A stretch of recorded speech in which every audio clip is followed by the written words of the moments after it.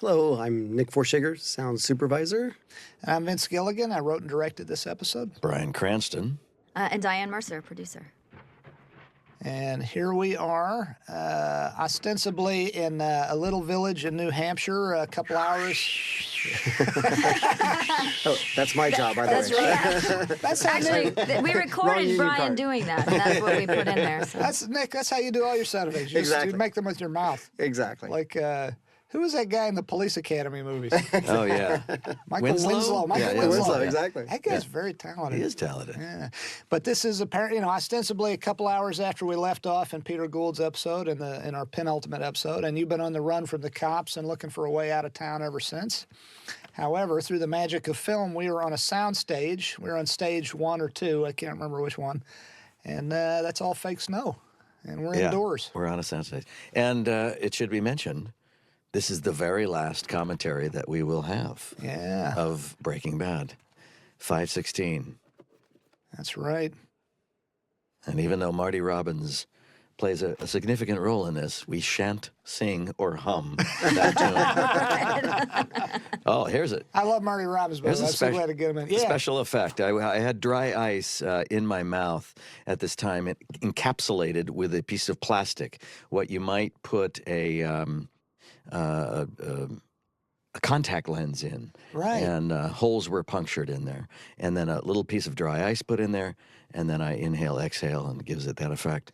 Because we talked about the possibility of actually refrigerating this whole scene, which would have been uncomfortable as hell for you. It would have cost probably $40,000 to $70,000 more, and it would have just been a giant pain in the ass. And this is an old trick that you just described that, as far as I know, Frank Capra might have originated it in an old silent film, early sound film he directed about guys in a dirigible going to the North Pole. And the story I heard is one of the actors, this is in his autobiography, if you ever read it, the name above the title. The main actor got tired of having this big cage in his mouth with the dry ice pellet in it. And he said, screw it, I'm not doing that. And he took the dry ice pellet out, and before anyone could stop him, he popped it in his mouth. And everyone was like, no, don't do that. And he lost a bunch of teeth and part of his tongue because dry ice is obviously so cold. And so damaging, yeah. Oh, yeah. We were warned. In fact, there was a warning when we were bringing it on the set. Don't mess with this. Oh, yeah. It's fun stuff, though. There's an example of it right there. Yeah. Inhaling and exhaling through my mouth. And that great rig, by the way, the police lights, that was a rig that Steve Latecki and his wonderful crew built out of speed rail and a dolly, a Western dolly, and a bunch of cop lights. And the grips just pushed it past. Yeah. Actually, the grip department built it, and Aubrey and his grips. And there's Marty Robbins. There's Marty. By the way, that bit there, that was not scripted, and you said, hey, let's do this, and you made it work so beautifully. I love this moment. The first time I saw this, I busted out laughing. It was great. Let's give it a little fist pump there. Yeah, it was fantastic. That was awesome. And at last here I am on the hill overlooking.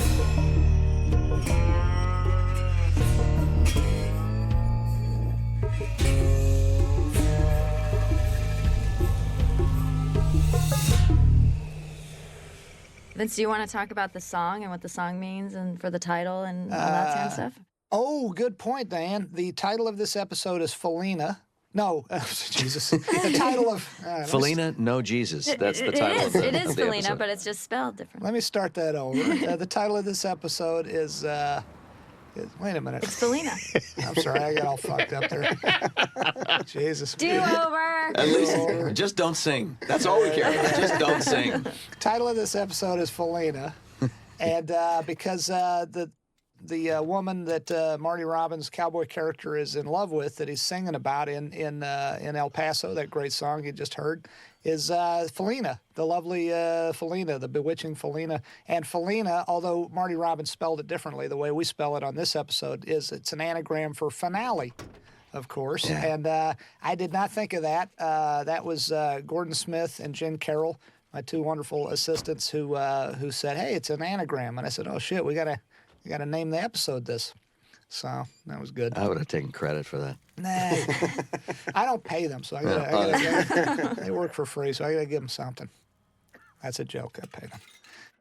This is Tahajali, out here. Yeah. Although you wouldn't know it, it's a different part of Tahajali, but this is just up the road from where poor Hank got shot and killed, and from where you guys cooked the first time. And the scene coming up later on as well, when Walt is building his M60, his automated M60 rig, is also just across the highway from this place. The Canyoncito Navajo Reservation of Tahajali has been very good to us, and this is the gas station out there, and the folks who run this place were very nice and allowed us to shoot out there. And it's got a great, not that large an area of land, it's got a great many different sorts of topography out there. It's got the sort of the red rocks, and then it's got this area, and it's a wonderful place to shoot.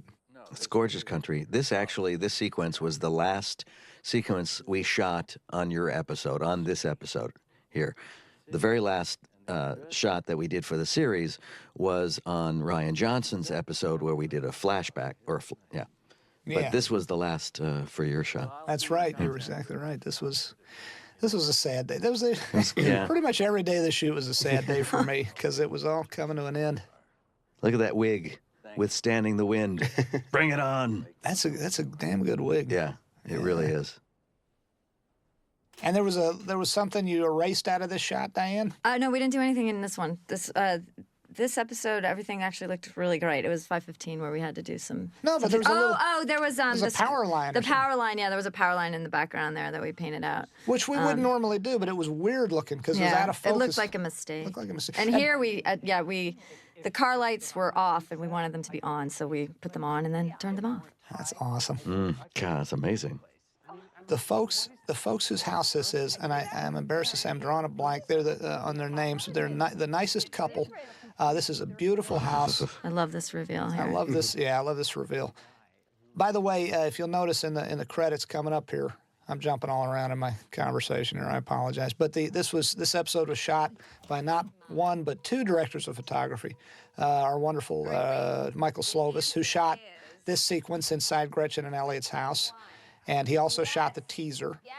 And then I think the quick scene inside Walt's broken down house with a Heisenberg spray painted on the wall, and then Arthur Albert shot the rest of it. So I think Michael shot about a quarter of the episode, and Arthur Albert shot the rest of it. And then threw a hissy fit and got really pissed off and left the set. No. Now you know what happened. Yeah, Michael had to go on to another job because we went long, schedule-wise, longer than we had intended, and he had to go direct an episode of Chicago Fire. And we've lost him to a couple times, but any time that he was a director on our show as well, we'd call in another director of photography. And Arthur has been with us a couple times and has done a terrific job and really fit in well. Arthur is a wonderful guy and a great gentleman, and as Michael himself puts it, Arthur is Michael's mentor. So we couldn't have done any better than to find the mentor to the wonderful Michael Slovis to shoot our episode here. But as I say, this part was shot by Michael. This was the first day of shooting, and I got so dehydrated this day because this house is so beautiful and expensive that we no food or drink was allowed on the set because we didn't want to mess any of this nice furniture up. So I neglected to drink water all day, and I was fine throughout the shooting of this. And then the next day, I was so dehydrated that I was literally lying in my office at Q Studios. Thank God I didn't have to shoot the next day because I was lying there with an IV in my arm. Brian Lax, our medic, put an IV in my arm, and the IV bag of saline was hanging on my floor lamp, and then he had an oxygen mask on me, and he was rehydrating me. Boy, you do not want to get dehydrated. I thought I was going to die. It's like the worst headache you could ever have. Yeah. And when you start noticing it, it's really too late. It's too late. Yeah. And then you start chugging water, but then it's like being hungover at that point. You chug water, it'll save your life. It's what you need to do, but you're still going to feel like hell for hours. So you were so great in this. And Gretchen and Elliot, played by Jessica Hecht and Adam Godley, are so good in this scene. What are you doing? I love these two. Yeah. It's a terrific scene. That shot through the fire when she first put the fire on, I'm so glad that worked out. That was a piece of mirror that we put in the back of the fireplace and just shot into the mirror. And then Skip McDonald, our excellent editor who edited this episode, just flipped it on the Avid so it looked the correct orientation. But if you look real close, you see two bits of flame that are identical to each other, and you realize it's a mirror shot because you're seeing the same flame twice. Ah. I love this bit. Yeah. There is music playing over this, by the way, that Thomas Golubic found for us. It's playing in the mansion's sound system, as it were, and it is Faust. And I'm drawing a blank on the composer, but of course the story of Faustian. yes, Yeah. it's perfect. It's Yeah, just it is. perfect. It's just a lot of subtext there. Selling the soul to the devil. This was not an easy thing to do. The stack of money and just the logistics of being able to compile these things and make some kind of order out of it. Gretchen, would you mind? God, we're here late this night. Oh, gosh, we were. 3 in the morning, something like that. Yeah, something like that. Ay, ay, ay. And you guys had to shoot this out of order, right? Because of Jessica This and is a s- Adam's availability? This scene we shot when we would normally shoot 5:14, I believe. It was during Ryan Johnson's period, wasn't it? I that think we it was during took Peters. Or Yeah, it It Peters? was during Peters, You're yeah. right, it was that 5:15. order. I think it was during the penultimate episode, Peter Gould's okay. 5:15. But you're right, he took a day off, yeah. Jessica Hecht was doing a play, and the only day she had, one day, and it had to get this scene on this day, or we would never get it. And the nice folks of her Broadway show let her out to do this, and she was able to come out. It was on a Monday when they're dark in New York. Boom, she finished, flew back on Tuesday morning, and was there on the stage Tuesday night. That was great. Yeah. She's they're both so, I love these two. And Yeah. Jessica being such a trooper, she's really, they're Adam as well. They're all Breaking Bad family. But Jessica in particular, I have to say, has an extra claim to being Breaking Bad family because her husband is Adam Bernstein, who directed our second and third episode we ever had. He's directed, except for Michelle MacLaren, he has directed more episodes of Breaking Bad than anyone. And he and Jessica are husband and wife, and we're lucky to have both of them in our Breaking Bad family. Children are blameless victims of I'm sorry we never got Adam ever since the end of season.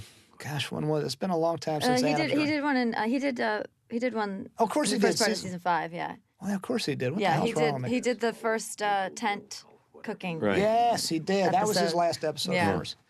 You're really not bringing your A game on this No, I'm commentary not. today. I'm sad. I'm watching this through tears. It's the last one we're ever going to do. Come on, Gilligan. Snap out of it. Buck up. But we love Adam so much. It's been, even though it was only season 5A, it's been too long. We love Adam Bernstein.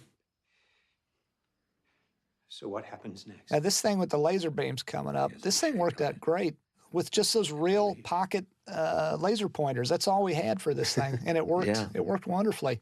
We had Trina Siopi and Matt. Feet. Yeah, Matt Feet, Yeah. are two of our props folks. Yeah. Trina, by the way, they're both of them out there dressed all in black. You'll see in a second, shining these laser pointers through the glass out in the backyard past the pool. And Trina, who you're never going to see, obviously, because it's supposed to be Badger and Skinny Pete Right. out there. We find out later. But Trina also did doubled, as we said in the other audio commentary, doubled for poor Andrea when she got shot by Todd. That was Trina doing that stunt. So she pulls double duty. She does props, she does stunts. She's acted on our show before. She was the nurse who you see silently arguing with Hank when Hank runs to the hospital when he thinks Marie has been in a terrible car accident back in season 3, I think it was. Season 3. Yeah. Yeah. I asked Andy Vogelai, our A-camera operator, I asked him if it'd be okay if Trina and Matt shine their laser beams into his Lens. lens, and thank goodness he's, I said, watch out, don't have your eye to it, because I don't want you getting blinded. But it's a cool effect. Yeah. Worked Yeah, out it works. good. It looks really cool. You have to use it sparingly, because otherwise it looks like these guys can't aim for shit. Just do a couple of passes. A little and couple get of back on it. Yeah. But that is one of those little cheap laser pointers. It wasn't any kind of visual effect, right? No, no, we didn't do anything with this except at the very end when Oh, when yeah. we turned it off. Yeah. Talk about that.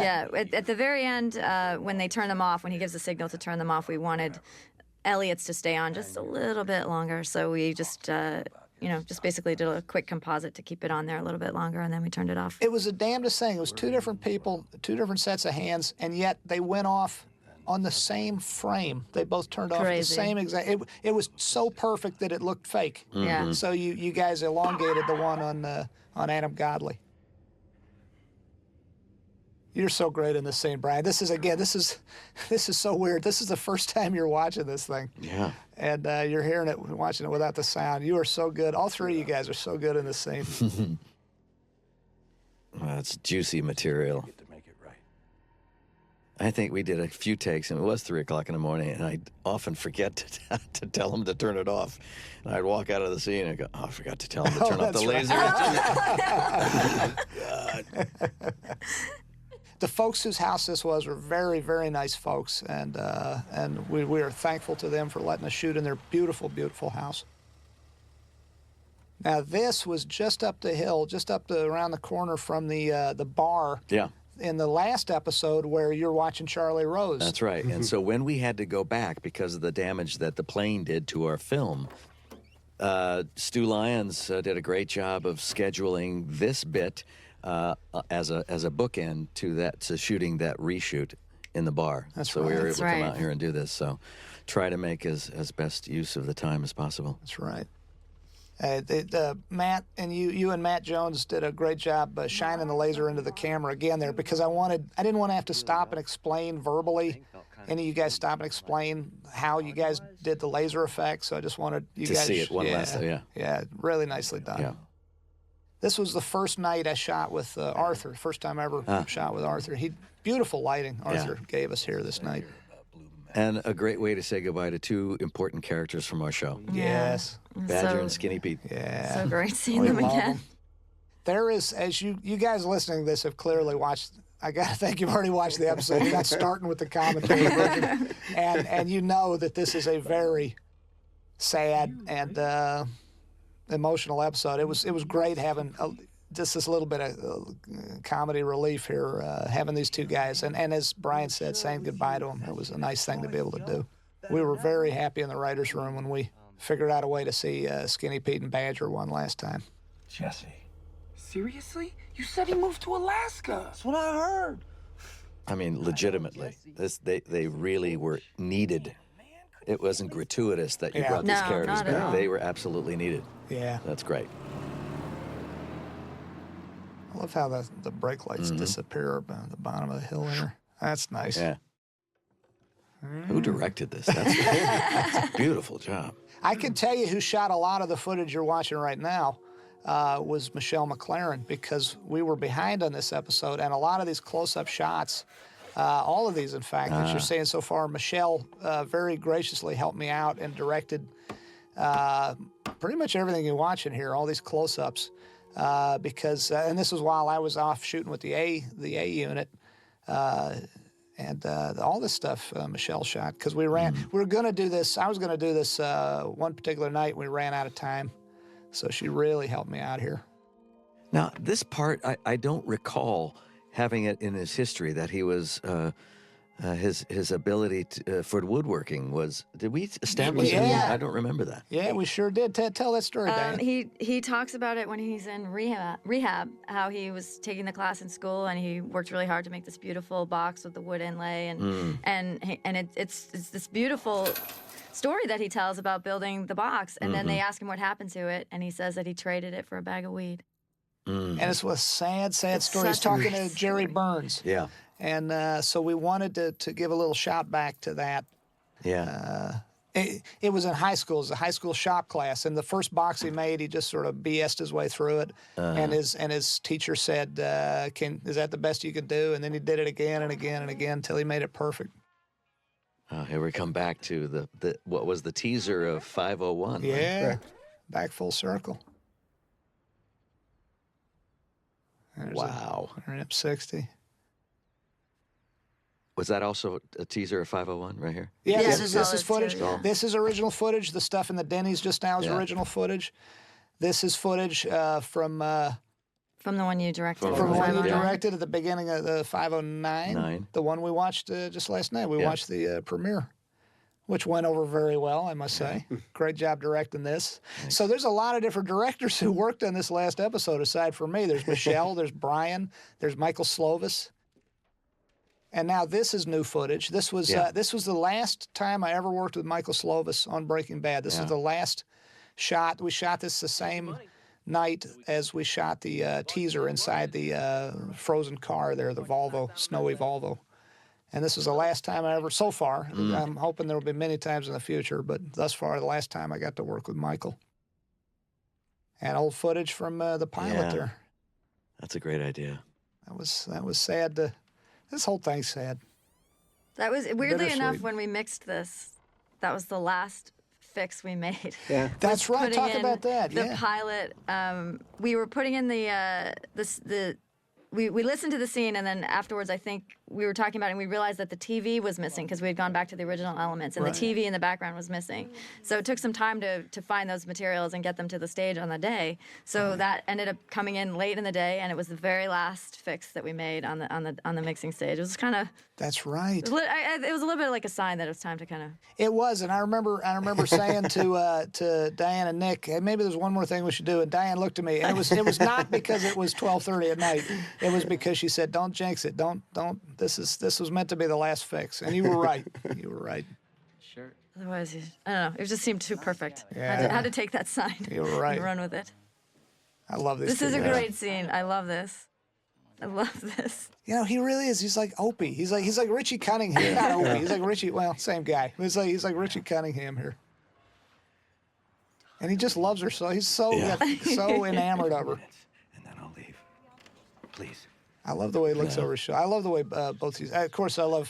Hopefully, it goes without saying. I love everything Brian does. I love the way these two guys play off you here. I think it doesn't go without saying. I think that saying goes without saying. You're running out of method. It was fun. This was a great time to do this, and just discovering after the fact, when I was reading this last episode, what my real purpose was, or twofold anyway. This is really your final performance here, I think. Kind of. Well, no. The final one is at the very end. Your final performance as Walter White Heisenberg. You're convincing them to meet you. You know. You're right. Last little. So. Hey, Diana, was this the one where we had to race the fat dude that was standing actually outside? Peter's episode.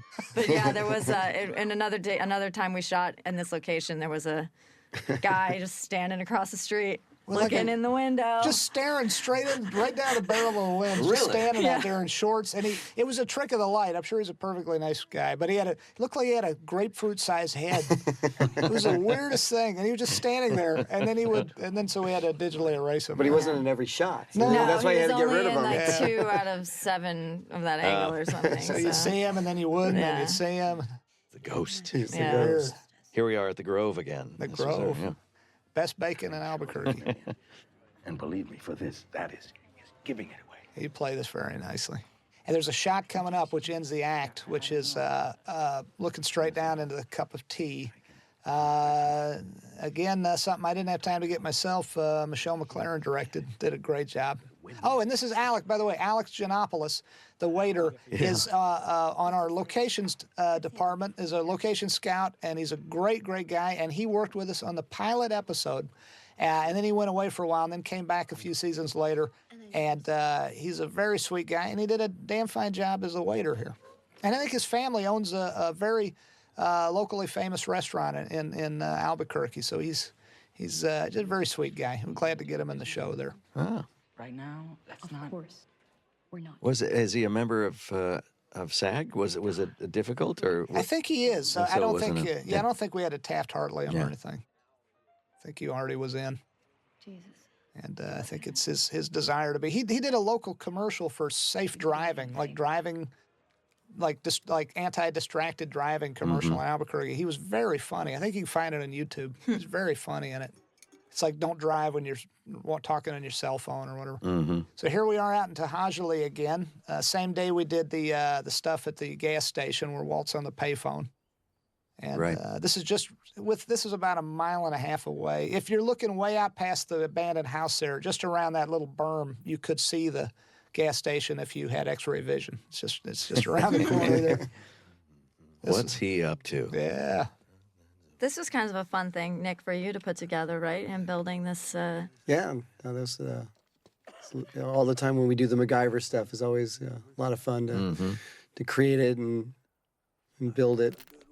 And this one obviously is so unique because, like you said, the audience doesn't know what it is. Yeah. And then I try to come up with sounds that kind of make it feel like it is.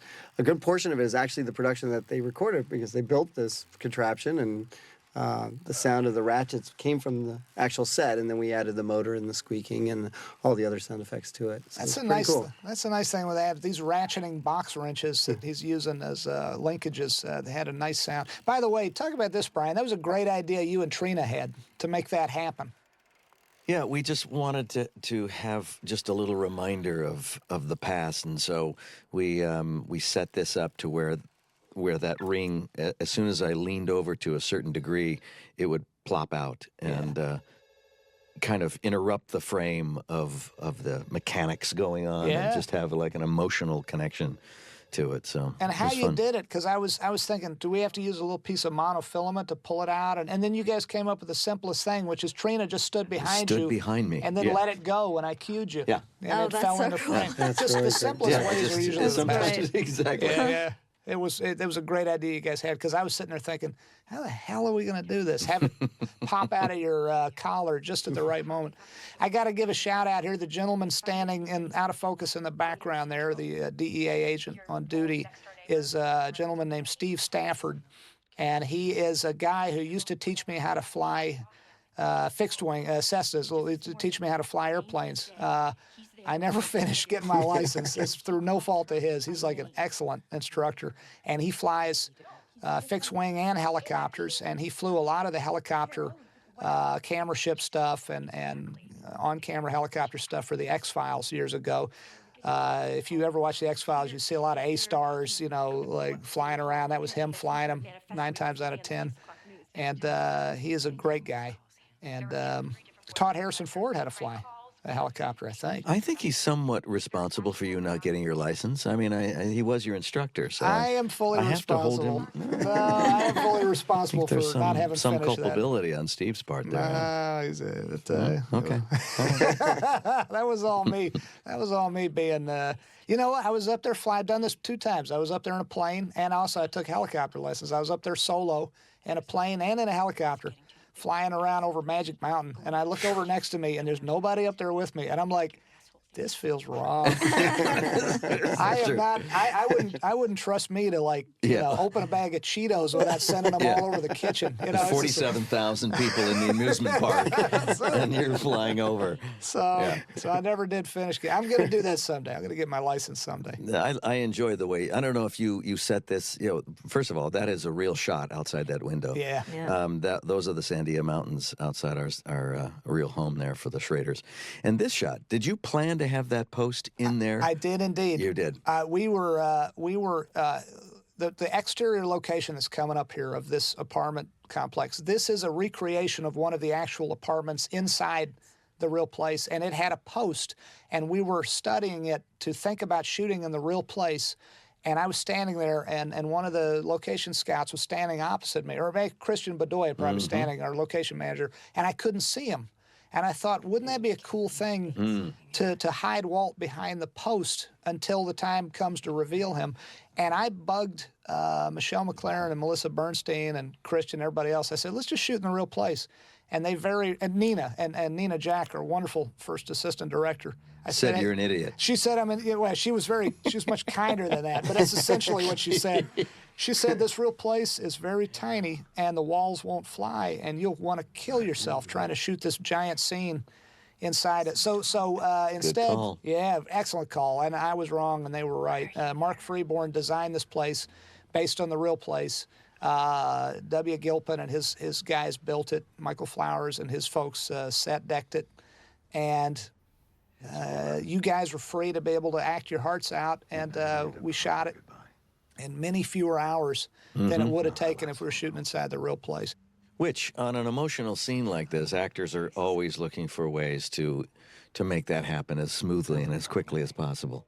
Yeah. Because you run out of gas, Yeah. basically, after a while. I mean, there would have been no place to put the lights. There would have Yeah. been, I mean, you know, that slow pan around, that was Yeah. a big chunk of wall was missing, so we could get the camera in there to shoot that. This is where the collaboration really comes into play. People who really know that end of the world know what's more cost effective. And yes, it did cost us real cash to build this set. Yeah. But in the long run, it saved us money. It probably saved more money than it cost because and man hours, because you know you're paying all these crew people and you're paying a location fee and all that kind of stuff, and you're paying to move all the equipment from our home base Right. to the You save money by building sets very often.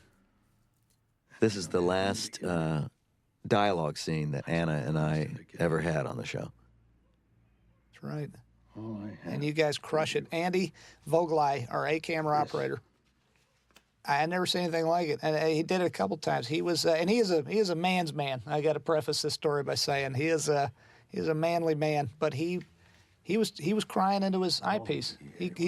You guys are so moving in this scene. He was. I came in to tell you what a great job you had done after a certain take, and you know we're going to move to a new direction or something. And Andy, there he is, wiping tears out of his eyes. He's a pussy. It was the end. We're coming to the end. Look at that nice reflection I in know, it's in the microwave. That worked out great. I would love to take credit for that. That's where Then Michael do. Flowers put he put the microwave there, and then it turned out that Anna's face was reflected, and I was just like, God, that's one of those wonderful happenstance things. Where I buried our money. She is so good here. You guys are both so good here. Who stole it? You guys just crushed this scene. I can't wait for you to be able to watch this with the sound on Yeah. and enjoy it. I don't know what I'm saying. I forget all that. I'm old. We pitched up your voice. You sound like Yeah. Mickey Mouse. We took a new direction here.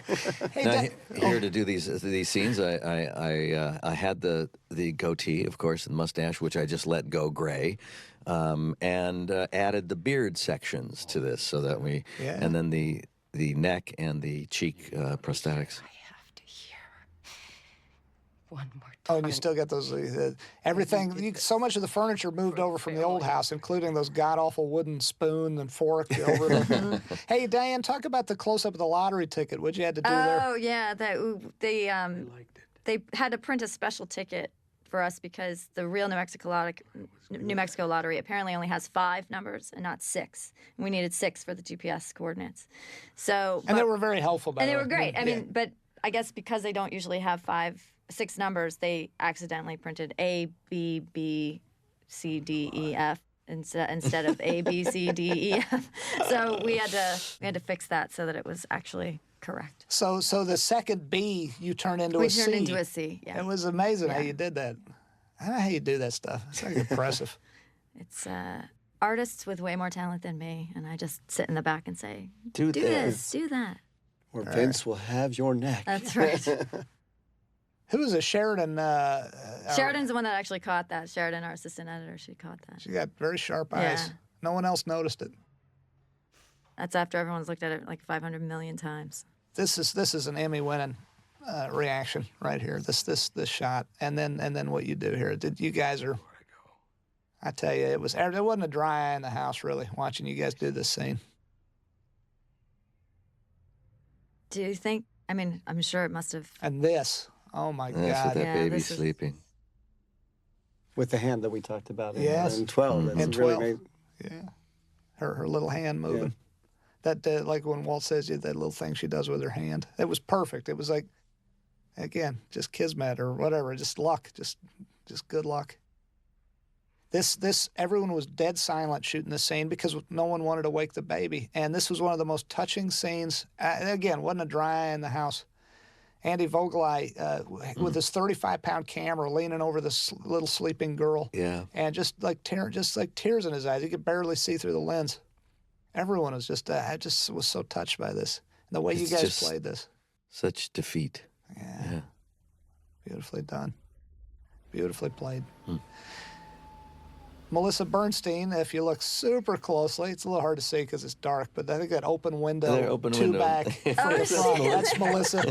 Right. We put her up in like a couple of phone books to put her head up there. So she's like a 7.5 foot tall exchange student or something. But then she was the student in the pilot, right? That's right. Yeah, tell that story. Yeah. In the pilot episode, the bus goes by when you guys are on the stakeout, and there was no extras, and they felt like they needed some people on the bus. Yeah. And Melissa became the right. extra on the bus. Melissa Bernstein, our producer. Bookended the. She bookended. She was in the very first episode and the very last episode in a school bus. That's right. This is so sad. This is an amazing scene. This little laundry room worked out wonderfully logistically for a place for Walt to hide and yet be in close proximity. I will love the way you play this because, you know, a lesser actor would say, I want to turn on the waterworks. I want to act for the fences. I want to, you know, do the Emmy stuff. And this is the Emmy stuff as far as I'm concerned, but it's like the very fact that you keep it all together makes it so much more sad. Well, I think that was intentional, and I actually was thinking about the same thing when I was saying goodbye to the baby. Yeah. But it was just that whole surrounding with Anna there and Andy weeping and everybody's quiet on the set and this little baby, and it's like I couldn't help it. I was emotionally tearing up. And how could you with that? Because at this point I thought that Walt is empty. Yeah. He's cried his tears. Yeah. He has nothing left but to finish this task. Yeah. It was beautifully done. And I think we took out the music in that scene too, right? There's no music, right? You're right. So it's dry. So all the emotion comes from what you see on the screen versus us trying to force something into it. Yes. Oh, I think Dave Porter, the composer, our amazing composer, was the one that said, "Don't put music here." You're correct. I think he had it at one point, and then we talked about it in spotting, and Yeah. Dave was the one that said, "Absolutely not. Do not touch this. It's so beautiful and Good sad, point. just the way it is. It doesn't need me." Good point. I love Kevin Rankin here. Yeah. I love Kenny because Kenny knows a lot of things about a lot of things, and things that are just he shouldn't know about. I just love Kenny. And this gentleman here, who I apologize to him on this thing, I'm drawing a blank on his name. He's a stunt man. He's also a former, I think, an MMA fighter. He's a tough guy, and he was such a pleasure to work with. And he had to fall down. He had to fall down because you're going to see him get shot to ribbons here before too long. And he did such a good job matching, which sounds like a weird thing to say, but when actors don't match in the editing room, they don't do the same actions over and over again in the same fashion. You have a hell of a time cutting it all together. And he really was a pro. He did a great job. Everybody, all these guys, all these Nazis did a great job. Turn around and put your arms out like this. God, this was, what time of night was this? This was pretty late. It's an ungodly hour, I can tell you. Oh, talk about this, Dan. Look. Oh yeah. See, Okay, watch so Patrick's hand. He's up going to take the keys out right there, and you're going to see the keys, and the keys are going to be red. But when they shot it, the keys were black. Because the prop guy had, I guess they had the wrong key fob there. So I don't know what happened, but they grabbed the wrong key fob, and you had the wrong keys in your pocket. So we had to digitally replace the black key fob with the correct red key fob. But by the way, accidents do happen, mistakes get made. Oh, yeah. But our prop department They're is awesome. second They're to great. none. It's That just- was just a I think that decision got made right before this happened or something. yeah, and it's a like very the- minor yeah, oversight. But it's yeah. amazing, the point of the story being that the digital trickery you can do now. Like, you know, the guy that did all the visual, it's just amazing. Anyone could be fooled by that because you know, even if you're like an expert in the field, because why are you going to assume that wasn't really there in reality? Yeah, You know? yeah. It's amazing. Did you have to do that on these interior scenes No, as just- well? No, just it that was one correct shot. in here. Yeah, just Yeah. the one. Just that one shot. No. Yeah. What were you doing before? Shaving it? This is a little half piece of pool table that our art department created for us so that we could get the camera where we needed it. This was, I got to tell you, this is a wonderful set designed by Mark Freeborn, built by W. Gilpin, and I hated every second of shooting inside it. It's a wonderful set. Arthur Albert did a wonderful job lighting it, but we couldn't fly any of the walls because the whole time we shot all of this sequence, both walls to the left and right of this shot, both long walls were packed to the gills with explosives, with squibs wired to 7 or 8 or 10 or 20 miles of, I don't know how many miles, I think it was 7 miles of electric wire. God. So you couldn't even go near them without a special effects guy telling you it was safe. So we had to shoot this entire scene with this whole place loaded to explode. And it's a tight little place. It's hard to get lights in there for Arthur and his guys and Steve Latecki and his guys. And it was slow and laborious shooting in here, but it thank goodness all came out well. It wasn't.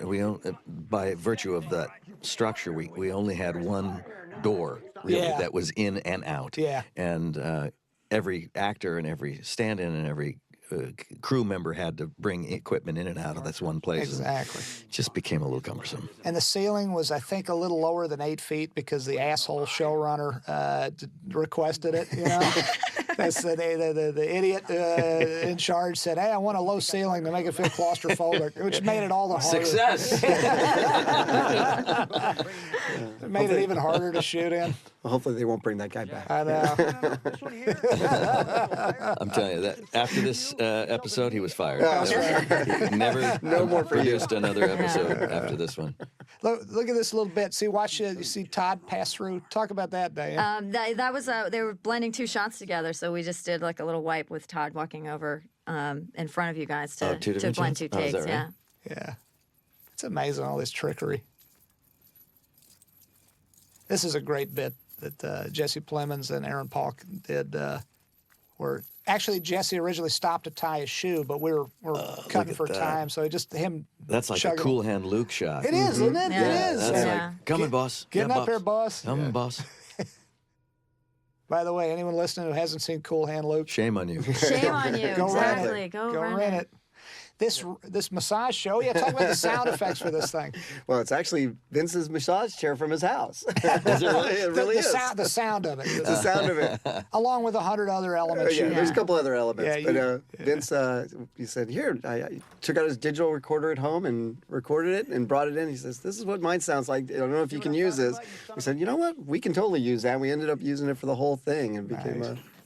on the set, there was a pump that was blowing this chair up and down. So all that had to be taken out so we could put in the actual sound. So it wasn't this kind of hydraulic thing moving up and down. Exactly. So and some of the dialogue had to be replaced to fit that. So it was. You guys had your work cut out for you. Sound was Werner Hanline and his crew, our special effects coordinator. They built that chair. The real massage chairs, like mine at home, that I stack clothing on and never use. They feel good, but they don't look like much. You don't see much movement on the real ones. So Werner and his guys built a fake one that had 3 airbags in it that would inflate and deflate. So, because you really need it to look like something. But that's not a real massage chair. They built that. And here comes the, and I got to say, Skip McDonald and Sheridan. His Satella Williams, his editing assistant, did such a great job editing this montage together. And then Bill Pulaski, our VFX supervisor, they put in all these tracer shots and a lot of these, added debris and blood and all that kind of stuff. I mean, most of this is practical, and that was our guide. But then they added all of the tracer fire that you see and some of the blood spray and damage to the building and all that kind of stuff. It's a tracer, just like in real life. It's a tracer one tracer every 5 rounds. So that's I think maybe we did one every 4 rounds. I think here, we did but- one every 4. Yeah, you're right, we did. But and the sound work, Nick, that you created here, and that Eric and Jeffrey mixed, just fantastic sound work you did there. It was a fun scene to do. And what's great about these is you got this big action scene, and then you come back to these very simple elements with the ratchets again that we introduced earlier, and the chair, which is always, it brings us to such a complex sounds and find a neat thing. This shot was an enormous pain in the ass. They had to cut the grips. God bless them. They cut a hole in the ceiling. So after they cut the hole, we couldn't ever shoot. That was sort of one of the last things we did because you'd see this giant hole in the ceiling. And then luckily the ceiling was load bearing, so we could put Lynn Lockwood, our B camera operator, up there, and he got those straight down shots with a very wide lens, like a 12 mil or maybe wider than that. These guys did a great job. Here's one stuntman shot right here, but the rest of this stuff pretty much is actor action here, and Aaron and Jesse did a great job here. It's very violent. It's but very safe actually. It looks like it's just really what's really happening essentially is Jesse Plemons is wearing a necklace that looks like it's digging into his neck, but it's not what Aaron Paul is pulling on. Aaron Paul is pulling on a harness that's attached to Jesse Plemons' shoulders. But it's very real looking, and yet it's very safe. We added little rope creaks, so it was tightening around his neck. So you felt like the chain was actually, gouging up against his skin. It was pretty cool. The sound work does so much. It's amazing how much sound adds to what is essentially a visual medium. It's amazing how much it adds. I love this little spit of blood that Michael Ball does. Michael's so good here. Michael's so great. Wait. He's so cool here. I love when he picks up the cigarette. It's such a you hate the guy, but he's a badass right to the end. Yeah. And this shot coming up was done very low tech with a piece of plexiglass in front of the lens and just a little spatter of compressed air shooting fake blood on the plexiglass. Oh. That's great. Amazing. All practical except the muzzle flash. That was the only thing we added. Everything else was practical. That's right. Just a flash. Added the muzzle flash digital. We're human, and actors are laying here being dead. But did you have to take out some of the movement of the chest and stomachs? Very little. These guys actually did great. We fixed some eye blinks. But lucky Kenny was lucky because he was on the chair, so he was moving anyway, so it didn't matter. But Jesse Plemons did a great job, and all the rest of the guys, just some eye blinks, and that was it. Tate, who went through the big guy who went through the plate glass coffee table, there's a shot of him with the squibs going off over his face, and he didn't blink at all. We didn't have to digitally we didn't have to freeze his eyes. Yeah, those guys are amazing. They're tough guys. Here's the first time poor Jesse even speaks in the episode. You want this? Say the words. Say you want this. Nothing happens until I hear you say it. It's about the first time ever, and we saved it to the bitter end where Walt really tells Jesse the truth, in a sense. He says, you tell me you want this, and then Walt says, I want this. You guys played the living shit out of this scene. You guys did a great job. God, I hated shooting in the set. It was such a pain in the ass. I'm so glad it came out so good. This episode took a few days longer than usual. Then do it yourself. Just because it was there was a lot of moving parts. There's a lot It's not that complicated. I don't know what you're talking about.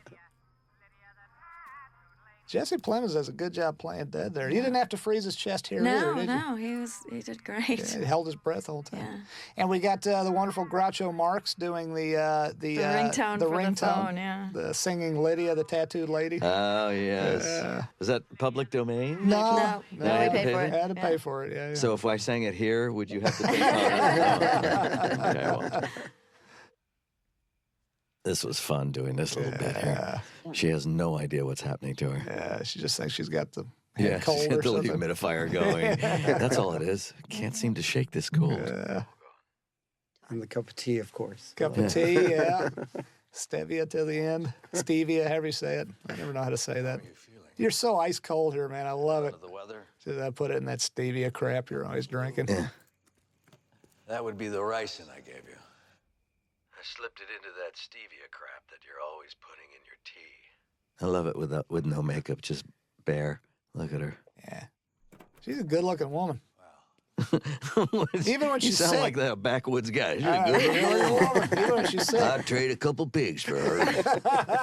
I love to throw away the phone. That's great. I don't need that anymore. This is I love the way you guys play this. Just there's so much water under the bridge emotionally between these two characters. They've been through so much. They've been ready to kill each other. Yeah. They've had the absolute depths of hatred and anger toward one another. And pretty big highs as well. You know, joy and celebration and accomplishment and Hellaciousness, man. And by the way, this is not a stunt man. This is really you standing That's there. me standing there, yeah. It was a stunt man driving, but and he was very close to you there. But he's a pro. But you didn't even flinch, man. This thing scared me. He really hit this thing at like 70 miles an hour. Wow. And just blew through it. This is the last time we ever see Jesse Pinkman. And Aaron played it wonderfully here. What I always liked about that, when he yells, we cut it off on the stage, and it still feels like you can hear him yelling, even when you don't hear him. Yeah. Because you just feel his emotion all the way through that shot. I love that. I tell you, you guys, you go out like men, both of you guys in this episode.